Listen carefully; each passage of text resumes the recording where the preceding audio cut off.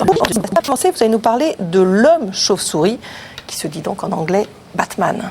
Oui, alors les chauves-souris, alors c'est un lieu commun, tout le monde sait maintenant que les chauves-souris, qui d'ailleurs ont de bons yeux, elles voient bien, mais la nuit, dans l'obscurité, circulent avec un système de sonar, de radar sonore. C'est-à-dire qu'on sait qu'elles elles poussent des hurlements suraigus, et elles envoient des ultrasons. Ces ultrasons sont renvoyés par les objets qui les entourent. Elles reçoivent ces ultrasons dans leurs grandes oreilles, et puis ça leur permet à la fois de se localiser dans l'espace, et puis de repérer des petites choses comme des insectes et de les attraper. Alors, c'est un phénomène qu'on a un peu compris au XXe siècle, en fait, mais dont l'existence est plus ou moins connue depuis plus longtemps. Et il y a l'illustre abbé Lazzaro Spallanzani qui, à la fin du XVIIIe siècle, a pris des pauvres chauves-souris, les a rendus aveugles et a constaté qu'en les mettant dans une pièce fermée, elles s'en sortaient à peu près aussi bien que des chauves-souris voyantes. Il s'est donc dit, ça marche par autre chose que la vision. Alors, il y a les chauves-souris, mais il y a aussi les cétacés qui utilisent oui, il y a certains cétacés, il y a des dauphins qui utilisent ça, notamment. Et puis, dans une certaine mesure, les êtres humains peuvent le faire aussi. C'est aussi quelque chose, si on reste au XVIIIe siècle, que probablement Diderot avait remarqué. En tout cas, il a fait une lettre sur les aveugles à l'usage des voyants. Il parle d'un aveugle de ses connaissances qui, notamment, c'est l'exemple que donne Diderot, était capable de dire s'il était dans une rue ouverte ou dans un cul-de-sac, sans entendre rien, sans voir rien, etc. Il pensait que c'était plutôt la pression de l'air sur son visage qui faisait ça. Et ce n'est que vers les années 1940 que des recherches modernes ont permis d'une part de confirmer qu'effectivement, indépendamment, sans vue et sans entendre le bruit des objets qui vous entourent, eh bien, il est possible, en émettant des petits bruits, en faisant de l'écolocalisation, un peu comme les chauves-souris, d'avoir des informations sur l'environnement. Alors on va parler effectivement, puisque les humains n'émettent pas d'ultrasons comme une chauve-souris, mais se repèrent dans l'espace grâce à ces bruits de langue. On va avoir un reportage sur cette technique impressionnante qui peut faciliter la vie des non-voyants. Explication Céline Morel, Héloïse Mallet, Sandrine Romet-Lemone. Jean-Pierre a perdu l'usage de ses yeux à l'âge de 16 ans. Pour se repérer dans l'espace, il utilise les bruits et les sons de son environnement. Mais aujourd'hui, Boris, qui lui est voyant, va lui enseigner une nouvelle méthode, l'écolocalisation active. Première étape, apprendre à émettre le clic de langue. La langue est recourbée vers l'arrière, elle touche le palais et c'est la mâchoire inférieure et ses muscles puissants qui tirent toute la langue vers le bas. Exactement, mais tu l'as. Le premier était bon. Mais tu le tiens, tu l'as. Je ressemble un peu à un lézard. Maintenant, c'est une affaire de pratique pour que ça devienne agréable. La maîtrise du clic de langue n'est pas immédiate. Elle peut demander plusieurs semaines d'entraînement. Alors, le principe de l'exercice, c'est de t'entraîner à percevoir des obstacles très proches. Là, je le sens devant moi. Ouais, effectivement, tu peux vérifier. Oui, c'est mieux de vérifier, effectivement. Voilà. Je la sentais un peu plus proche, tu vois. Oui, donc c'est pour ça que c'est bien de toucher. Oui. Et non, là, elle est plus devant. Effectivement, tu peux vérifier. Il n'y a rien devant. Lorsque la planche est devant lui, le clic de langue émis par Jean-Pierre rebondit et son écho revient très rapidement. En revanche, lorsque la planche n'est plus là, le clic de langue rebondit contre le mur situé plusieurs mètres plus loin. L'écho met plus de temps à revenir. Les clics de langue permettent donc de localiser des obstacles sans aucun appareillage. L'entraînement se corse, même exercice sur les côtés. Oh, t'es parti ? Ouais. Ça y est, c'est à droite. Bravo. Ouais. Tu peux vérifier ? Oui, je vais. Oui, c'est très important de vérifier, c'est pas de faire. C'est très important parce que c'est pas seulement vérifier, c'est vraiment faire correspondre, mettre toutes les sensations en correspondance pour étalonner cette nouvelle perception. J'ai su parce que en fait, le son m'est revenu très rapidement, alors qu'autrement, il serait allé se cogner là-bas sur le mur beaucoup plus loin. Et voilà, donc ça fermait l'espace. Ça peut vraiment être un nouveau langage pour les aveugles, quoi. Un nouveau langage qui va leur permettre ce ne serait même pas un langage en l'occurrence, un nouveau sonar qui va leur permettre de voir avec les oreilles, on va dire, pour faire simple.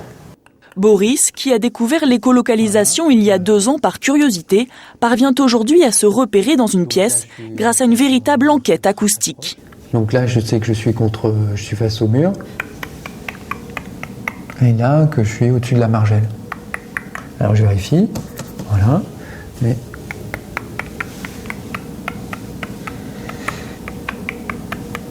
Là, à droite, il y a un mur, je sais pas, 1,50 m. À gauche, c'est ouvert aussi, un mur un peu plus loin, genre 2,50 m, 3 m. La formation se poursuit à l'extérieur. La difficulté s'accentue car les bruits de la ville perturbent l'écoute. Alors, est-ce que tu saurais dire où sont les balcons et où est le mur sans balcon? Ah, là j'ai entendu. J'ai entendu, le son a été, comment dire ça ouais, le son a été plus long, comme si ça tardait plus à visiter les coins, ou je ne sais pas comment expliquer ça, mais je l'ai entendu. Si Jean-Pierre n'est qu'au début de son apprentissage, les plus aguerris peuvent aussi, grâce au timbre de l'écho, distinguer un mur en béton d'une grille ou encore un arbre d'un poteau métallique sans même les toucher. Mais cette méthode ne remplace pas la canne blanche. Tiens, il y a quelqu'un... Ah, ben, tu vois, quand je te disais, la canne blanche, ouais, la canne blanche est vraiment indispensable. Et de toute façon, ça ne serait pas possible avec l'écolocalisation. Ou alors, il faudrait se mettre dans cette position-là éventuellement. Mais je veux dire, quand on marche dans la rue, on ne se met pas dans cette position-là pour explorer absolument tous les obstacles. Malgré ses limites, l'écolocalisation a permis à certains aveugles comme Daniel Kish, précurseur de la pratique aux États-Unis, de refaire du vélo. Pour Jean-Pierre, c'est une nouvelle vision du monde qu'il s'apprête à découvrir. Alors, voilà une illustration très concrète de ce qu'un humain peut tirer de l'écolocalisation. On va essayer avec vous de comprendre plus précisément comment ça fonctionne. Parce que si moi, là, je fais un craquement de langue, que je ne saurais pas faire aussi bien que ce monsieur, mais j'entends le bruit dans ma bouche, moi, ça ne me dit rien de ce qui se passe autour de moi. Oui, alors d'abord, on peut faire des bruits qui ne sont pas que avec la bouche. On peut utiliser des claquements de doigts, le frottement des pieds contre le sol, des murmures, etc. Donc le bruit d'une canne d'aveugle, etc. En tout cas, une fois que le bruit est parti, comme ça a été montré, le bruit s'éloigne de nous et puis rebondit plus ou moins modifié sur les objets qui nous entourent. Et à ce moment-là, ce bruit qui revient est très riche en fait d'informations potentielles. Une première chose qui sert, c'est ce qu'on a vu un petit peu, c'est des informations sur l'intensité du bruit. C'est-à-dire que le bruit qui va revenir va être moins fort que le bruit qui est parti. De combien est-ce qu'il va être moins fort ? Et inversement, si le bruit revient très vite, il va se mélanger avec le bruit en train de partir et on va avoir un bruit qui est plus intense que s'il n'y avait pas eu d'écho. Et puis il y a aussi le timbre qui est informatif, c'est-à-dire qu'un bruit qui part et puis qui rebondit sur une surface en bois ou en métal ou en tissu, etc., eh bien son timbre va être modifié. Ça aussi, c'est utile. Et puis il y a le temps également qui est important, le décalage temporel, c'est-à-dire que le bruit qui est parti et qui revient peut mettre plus ou moins de temps pour revenir. Et ça aussi, c'est une information sur la distance. Et il y a quelque chose d'intéressant qu'on a vu là aussi, c'est l'orientation de l'objet. Est-ce que c'est plus à droite, plus à gauche ? Eh bien ça, c'est le décalage temporel, notamment entre les deux oreilles. Parce que s'il y a un écho qui vient de ma droite, eh bien cet écho va d'abord arriver à mon oreille droite, puis ensuite à mon oreille gauche qui est un petit peu plus loin. Et donc ça aussi, c'est un indice. Donc il y a plein d'indices potentiels qui sont exploitables dans le bruit d'écho qui revient. D'être très formé. Voilà, justement, avec tous ces indices qui sont quand même très subtils, on arrive à percevoir quoi de l'environnement ? Alors, ce qu'on a vu là dans le film, on a vu que ça permettait d'avoir des informations sur la position, notamment la distance des objets. Et sur ce que je vous disais, sur l'orientation, est-ce qu'il est plus à droite, plus à gauche, etc., il y a des recherches qui ont été faites, notamment une dans laquelle on a présenté à des gens très experts dans la localisation, comme ça, dans l'écolocalisation, on les a mis devant deux disques. Alors, vous voyez, un disque qui est un peu plus à gauche et l'autre qui est un peu plus à droite. Et en utilisant uniquement l'écolocalisation, comme ça, on leur a demandé d'essayer de dire s'il y avait un disque s'ils étaient bien alignés, s'il y en avait un qui est plus à droite, plus à gauche, etc. Et ce qu'on montre, c'est que chez des gens bien entraînés, eh bien, ils peuvent discerner des décalages très faibles de l'ordre de 1 à 2 degrés, ce qui n'est pas beaucoup, ce qui est très peu, à condition, là encore, d'être particulièrement bien entraîné. Vous pouvez nous le refaire, vous le faites super bien, vous. Ah oui. Et, ouais. Est-ce que ça donne aussi des informations à votre claquement de langue sur les objets en eux-mêmes, leur matière, par exemple ? Alors, la taille des objets, qui donne un écho différent, évidemment ça joue un rôle, et puis la forme éventuellement des objets, c'est-à-dire qu'un objet plat et un objet concave, un objet creux vont pas envoyer le même genre d'écho, et puis effectivement la matière fait une différence, comme ça a été signalé aussi, c'est-à-dire que selon que c'est renvoyé par un objet en métal, par exemple, il va y avoir plus d'aigus qui vont revenir, un objet en bois, il y aura probablement plus de sons graves qui vont revenir, donc ça aussi c'est des indices utilisables. Oui. On n'est pas loin d'avoir un équivalent de la vision avec ça ? Alors, dans une certaine mesure, alors c'est une vision, une forme élémentaire, réduite de vision, mais effectivement, et d'ailleurs, il y a un travail intéressant qui vient de paraître, je crois, la semaine dernière, dans lequel ils ont montré que cette écolocalisation jouait vraiment le rôle équivalent de la vision. Alors, ce qu'ils ont fait, c'est qu'ils sont partis d'une illusion perceptive très classique, qui est connue depuis la fin du 19e siècle, qui s'appelle l'illusion de Charpentier. C'est monsieur Charpentier qui avait écrit un article là-dessus, je crois, en 1891. C'est très simple, en fait. Si je vous donne un objet petit et un objet grand, qui ont en fait exactement le même poids, et que je vous demande de les sous-peser, eh bien, vous aurez l'impression très forte que l'objet plus petit est plus lourd que l'objet plus gros. L'objet plus petit, alors qu'ils ont en fait le même poids, le plus petit a l'air plus lourd que le plus gros. L'explication n'est pas 100% claire, mais l'idée, c'est que quand vous soulevez vous avez l'impression, d'une manière générale, qu'un objet plus lourd un objet plus grand pèse plus lourd qu'un objet petit.